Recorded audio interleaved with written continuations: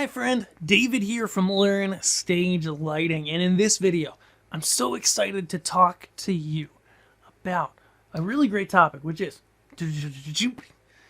how do you get started in stage lighting from nothing? Yes, I just looked at my screen to see what the video was. But seriously, say you're in this position, maybe this is where you're at.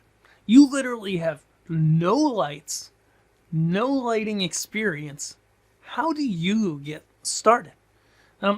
Ultimately, it really depends on your goals. And so that's what I want to talk about here. The first thing to decide is, what do I need to make these lights do? Because what I see a lot in lighting and people that do lighting as a hobby for their church, for their band, as a DJ, whatever, is that people often go and they go to a music store or online and they start buying stuff, right? And buying stuff's not bad. But I would say before you buy stuff, figure out what your goals are first. Because one of the things you're going to find about lighting, it's the same as audio or other industries that are similar, is that sometimes you buy, widget A, and widget A is a lighting controller. And then you get into it, you start playing with it, and you go, oh, widget A can't do what I'm looking to do. Maybe I'm looking to run my lighting to some backing tracks. Maybe I'm looking to just have a standalone controller where I press a couple buttons on it and I don't want to have a PC attached at all. Well, if that's the case, you wouldn't want to buy a PC software, right? So ultimately, at the end of the day, the first thing to do is look down and say, okay, what are my goals for lighting? For example, if your lighting's really simple, actually I was going to mention this in another video, something like this wireless little Blizzard socket, which is just a little wireless console that you can control with a tablet. Or something like Luminaire on an iPad, even though I don't love it. It can work. Or something like Chauvet and ADJ and these other brands in the DJ market. They'll have systems, those little Bluetooth systems and stuff, where you can turn some lights on, make some really basic settings, and control some basic lighting with a phone and little to no experience.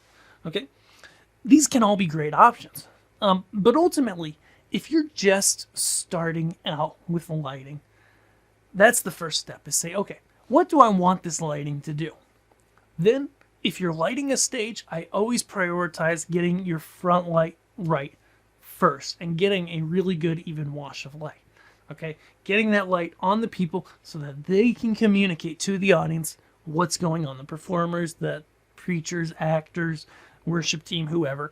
That's a really key thing to get right first. Okay, you want to make sure you do that. And then from there, go on to worry about backlight and other angles and stuff like that. So I want to hear from you in the comments, actually, as we're hitting the middle of this video, and go, okay, what are your goals for lighting if you haven't done anything with lighting before?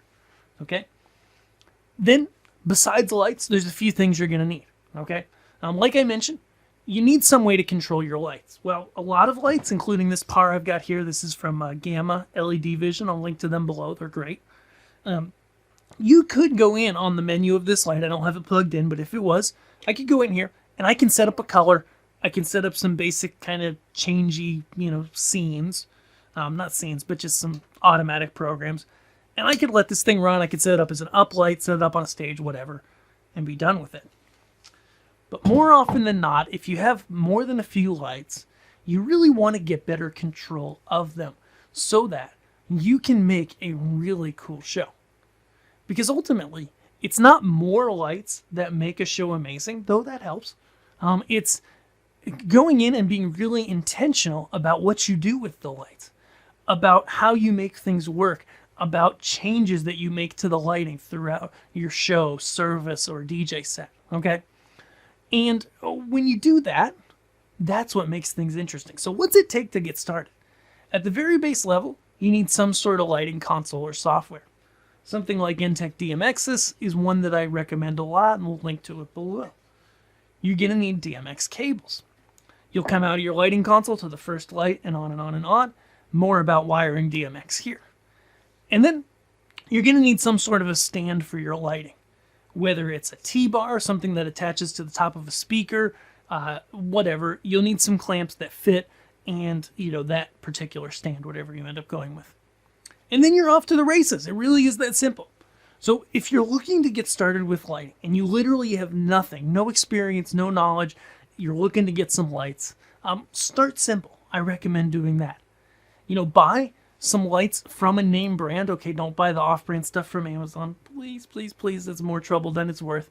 And I'll link to a couple of the big name brands below. I'll link to ADJ, Chauvet DJ, and Gamma LED Vision. 3 great brands that I really like that I do talk to from time to time. Great people. Okay, get something simple and start experimenting, start learning, because ultimately that's how you're going to get started. If you do want more, I've got a free guide that's going to talk you through how to get started with lighting in your specific context, and it's over at learnstagelighting.com. Be sure to grab that, and I'll see you guys back here on YouTube, where we're going to keep talking about the very basics of lighting, and throughout this year talk about so many other great topics. You don't want to miss it.